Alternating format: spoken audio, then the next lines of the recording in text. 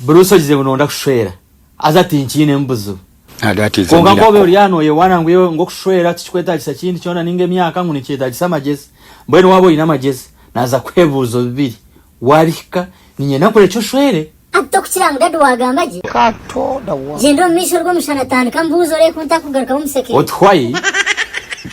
Bruce no manyo rujungu ntakurumanya ninze berwaki Yesu bwenda dikecho nikibuzo ki okay ninye nango kwate statement says oziho muri Nyankore ozito mu rujungu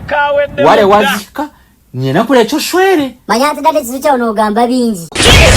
kandi kumbuze kirete byo kwenda kureta tere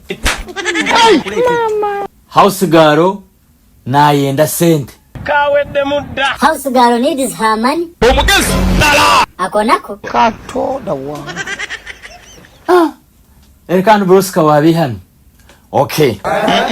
mutonzi wa fiyansara wo correct kola chenye nakole cyo shwere nenta no bango bakuchwere nti 20 niza kustani ninga ni bastani bastwara adati is a miracle nashanga ka muzinzi etekame abwato Yesu ngokada dade lyo mche kune mesa kushwera lyo mchi kigambe jamazima otwayi ni checho chitomo rujungu oshwere mukazi wo kwenda comes this bad with katoda wa Shunu head was found seated on cow butt.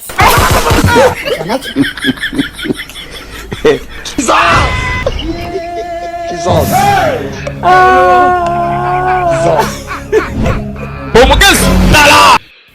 mwebale kunda Bruce Comedy kandi mwebale kunda Ankole TV ngokuna be nabagambire ngutu nyona mutabano wanje tubaretire tonjiro mu services twabateraho Ankole photography ayitukwatura mukoro gwawe omushweka cyone cyorumu mu Uganda nshangwa mbara omukizimbe kya Musime mukama arcade second floor ho kumanyo wa Simple Styles fashionista rukusinga muri mbara room number 16 wahiko kabuza Ankole TV no bano tutunga ninga shino basa kustera namba 0 11 atana mshanjo oine birthday party introduction wedding ceremony baby shower oine service yone yokwenda